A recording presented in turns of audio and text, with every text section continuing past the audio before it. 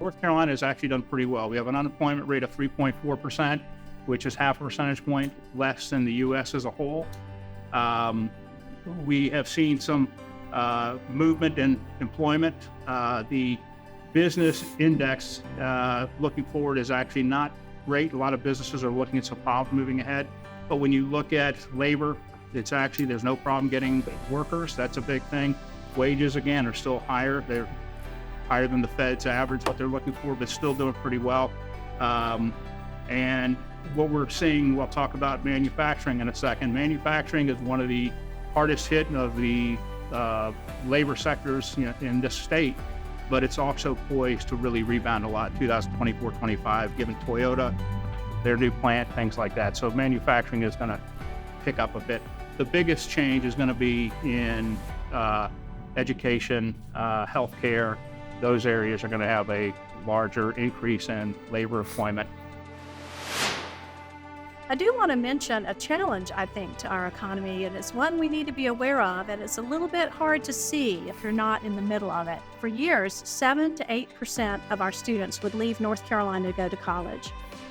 Now it's 15, 17%, heading toward 20%. And what is happening is that there is a lot of economic development going on in these other states coming after our students, because they know from research that students are graduates likely to stay. First of all, they meet someone who's from there and they decide to stay, but also likely to get a job offer there. So the University of Alabama now has more than half of its students who are from out of state. And they're offering, Georgia, South Carolina, Tennessee, I think, and some others are offering their in-state tuition to our students. Not just our students, but certainly our students. And that's how that increase in out-migration has gone. So if we want our best workers to be able to help make this a great economy, then we need to figure out how to help keep those students here. Consumers are our economy, right? There's lots of other things that go into it, but that's a big part. So what they're doing and feeling has a big impact on all of us. So my company does a study of 1,000 Americans every 2 weeks. But what we've learned is the driving force right now in consumer behavior is trust. And I'll give you a couple examples. When Fauci was on TV, he told us COVID would kill us. And then the president would come on TV and say, don't worry about it. It's all going to be cool. Right? And then we were left to decide which it is. And we had to use our own lack of education, and most of us, and these subjects to determine. We're losing trust. And I wrote down some things so I don't get it wrong. This is from our data. So again, take it with a grain of salt. Trust in the president and the candidates running for president down 52% year over year. This is reported by consumers. The Senate, 57%. The House down 61%. Local governments, 44%. North Carolina government, 49%. Now, they may not be doing anything wrong, but they're just, in this big bailiwick of government. Other things, news media, 52%, probably related. Drug companies and healthcare, down 47%. Corporations and brands, down 40%. All right, so what's happening is we don't believe all the people we believe. There's a lot of uneasiness. And with that uneasiness comes one other thing that's very shocking to me. Trust in major retailers is up 29%. So the people that are designed to take money from us are actually getting trust that the other institutions are losing. And you can see that when you walk around. When you went around Christmas and the forecast was it would be down, you couldn't find a parking spot. That was consumers exercising this control thing. I think North Carolina is one of, if not the best state to do business in the United States. I think we often take for granted how wonderful our state is in a business sense, also in a climate, geographic sense, all of it. All of that being said, if I have to predict something, I think 2024 will look and feel a lot like 2023, particularly for the first, I'm going to say, 3 quarters. But given that we have an election in November, it will probably stay that way throughout the course of the year. I don't think that we will start to rocket out of this. I was surprised to hear the only true economist up here say that he did not think that the Fed was going to lower interest rates at any time this year. If so, I think it will be very late in the year. And as a company, we're preparing for both of those scenarios. But here's where I think we're going to be in the economy. I think we're going to see a 1.5% to 3% growth this next year. North Carolina is so well positioned that if there is a recession, which I don't think there will be, I think there's going to be a slight downturn like a lot of folks. I think we'll be the last to go in it and the first to come out, simply because of our taxation and all the other things. When I talk to companies, and most of the time it's the finance officers that I want to talk to because they're the ones that are really looking at the numbers for companies, they tell me the first thing they look at is our tax rates.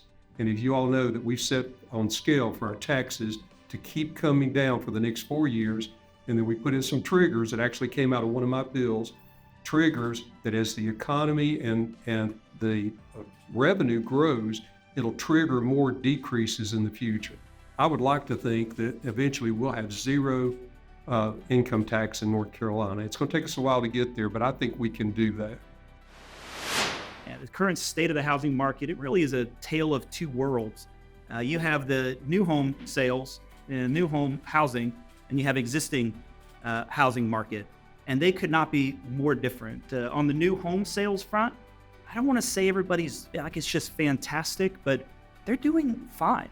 The new home sales in the Triangle, we are about 10% year-over-year growth back in November, December from a year ago. So pretty strong. Falling mortgage rates over the last 5 to 6 months have really helped to spur some buyer traffic and sales. And they're really benefiting, new home builders are really benefiting from a lack of existing inventory, which that's the other world. They're not doing well at all. You have, over the last 12 months, existing home sales have dropped over 35% in the Triangle. And I think you look no further than the rising interest rates. Half the sector is doing great, and half the sector is really struggling. And I would say, first of all, I think the state made a very bold move, long-awaited passage of Medicaid expansion that my friend Senator Bergen mentioned. And a long time coming, but it happened. And on December the 1st, just about a month ago, we actually implemented it with now over 300,000 individuals now having the privilege of having benefits coverage that they've never had before. So we think about the economic impact of that. I think that's probably one of the largest economic levers that we could have ever pulled. Senator Bergen mentioned the funding that's coming into North Carolina, close to $8 billion in federal funds that are coming in on an annual basis. That's incredible.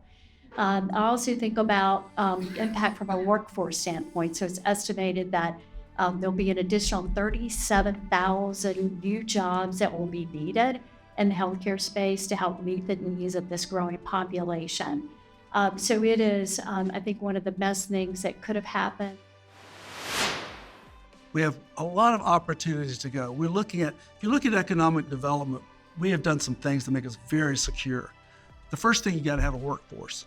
We have about over 700,000 people every day enrolled in community colleges, public and private universities in this country, in this state. Very few states have an employee base based on that's growing every day. That's one of the things that keeps us going, and that's probably our number one thing that we have going for us. The other thing is infrastructure. We have been spending billions of dollars in infrastructure. And in fact, thanks to the legislature has entered paying for a lot of infrastructure.